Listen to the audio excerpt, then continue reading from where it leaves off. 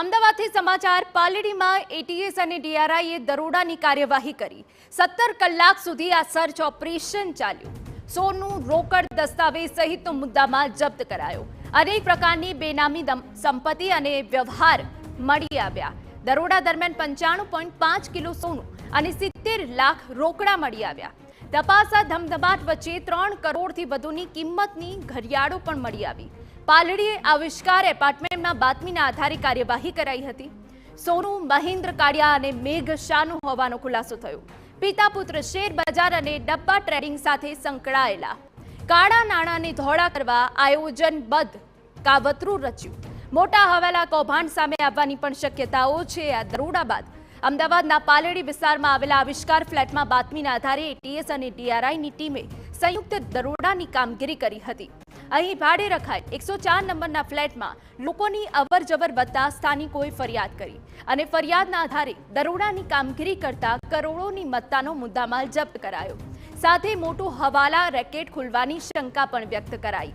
પ્રાથમિક તપાસમાં સામે આવ્યું કે મૂળ વાવ થરાદ પાસે આવેલ જેતરડા ગામના વતની અને હાલ મુંબઈમાં રહેતા મેઘ શાહે ફ્લેટ ભાડે રાખ્યો હતો।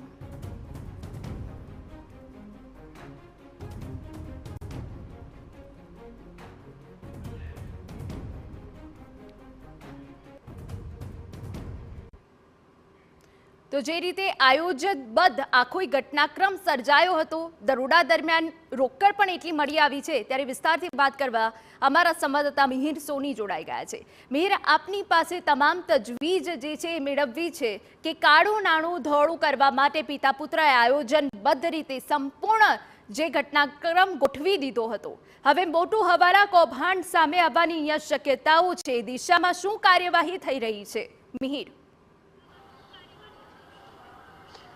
હિના, ગુજરાત એટીએસ અને ડીઆરઆઈનું આ સંયુક્ત ઓપરેશન હતું અને ગઈકાલ બપોરથી આ ઓપરેશન શરૂ હતું અને વહેલી સવાર સુધી એટલે લગભગ 17 થી 18 કલાક સુધી સર્ચ બાદ જે કરોડો રૂપિયાના સોનાના જે બિસ્કિટ છે તે કબજે કરવામાં આવ્યા છે। એટલે લગભગ 95.5 કિલો સોનું એટલે તેની બજાર કિંમત 90 કરોડ રૂપિયા અને 70 લાખ રૂપિયા રોકડ સહિત બેનામી હિસાબો છે તે મળી આવ્યા છે। જો કે મેઘ શાહ, મુંબઈનો જે આ મેઘ શાહ છે કે તેને અહીં આ ફ્લેટ છે તે ભાડે રાખ્યો હોવાનું પ્રાથમિક માહિતી છે તે સામે આવી અને તે આધારે જ ગુજરાત એટીએસે રેડ કરી પાલડીના આ આવિષ્કાર ફ્લેટ છે કે જ્યાં આગળ આ મેઘ શાહના નામે 104 નંબરનું ઘર છે કે ત્યાં આગળ દરોડા પાડ્યા હતા અને તેના નામે આ ફ્લેટ ખાસ તેને આ સોનું અને રોકડની હેરાફેરી માટે આ ફ્લેટ છે તે ભાડે રાખ્યો હોવાની માહિતી છે તે સામે આવી। જો દરોડા પાડવામાં આવ્યા ત્યારે આ ફ્લેટ છે બંધ હોવાથી વકીલને બોલાવી અને ત્યારબાદ ફ્લેટમાં પ્રવેશ કરી અને ત્યારબાદ જે આ ફ્લેટમાંથી કરોડો રૂપિયાનું સોનુંના બિસ્કિટ છે તે મળી આવ્યા હતા અને સાથે જ જે રોકડ છે તે મળી આવ્યું હતું। એટલે સોનું તોલવા માટે વજન કાંટો અને નોટ છે તે પણ ગણવાના મશીન છે તે મંગાવવા પડ્યા હતા।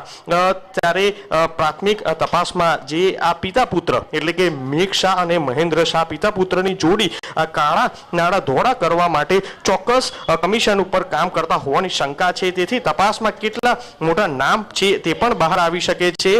ત્યારે હાલ તો આ સૌથી મોટું ઓપરેશન હતું અને જેને લઈને હાલ તપાસ જે છે તે કરવામાં આવી રહી છે। સાથે જ મની લોન્ડરિંગમાં પણ સંડોવાયેલા હોવાની શક્યતા છે। ત્યારે હાલ તો સોનાની જે તમામ લગડીઓ છે તે ઇમ્પોર્ટેડ છે, એટલે કે આ દેશી લગડીની સરખામણીમાં ઇમ્પોર્ટેડ લગડીની શુદ્ધતા પર વધુ વિશ્વાસ રખાતો હોય છે। ત્યારે હાલ તો આટલા મોટા માત્રામાં આ જે સોનુનો જે જથ્થો છે તે મળી આવ્યો છે, એટલે હાલ કઈ રીતના છે તે તપાસ કરવામાં આવી છે। પિતા પુત્ર મહેન્દ્ર અને મેઘ શાહ બિલ્ડર અને જ્વેલર્સને વ્યાજે પૈસા ધીરતા હોવાનું પણ અત્યારે હાલ પ્રાથમિક તપાસમાં સામે આવ્યું છે। ત્યારે હાલ તો ડીઆરઆઈ અને ગુજરાત એટીએસ દ્વારા તપાસ જે છે તે કરવામાં આવી રહી છે, પરંતુ જે માહિતી સામે આવી છે કે જે રીતના કે આ મુંબઈનો મેઘ શાહ ડબ્બા ટ્રેડિંગના માધ્યમથી મળેલા આ નાણાંમાંથી સોનું ખરીદી અને સંતાડવા માટે અમદાવાદમાં ફ્લેટ ભાડે રાખ્યો હતો। સાથે જ શેરબજારમાં નાની સ્ક્રિપ્ટને અપડાઉન કરતો આ મેઘ શાહ સેન્ટ્રલ એજન્સીઓના ઘણા સમયથી રડારમાં પણ હતો। એટલે આ મેઘ શાહ બજાર બાજીગર ગેમ્સ પ્રાઇવેટ લિમિટેડનો ડિરેક્ટર પણ હતો। એટલે કઈ રીતના આખું આ શેરબજારના પૈસા સાથે જ આ કાળા નાણાંનો કઈ રીતના ઉપયોગ કરતો તેને લઈને હાલ તો હવે DRI અને ગુજરાત ATS દ્વારા સંયુક્ત છે તે તપાસ અત્યારે હાલ કરી રહ્યા છે.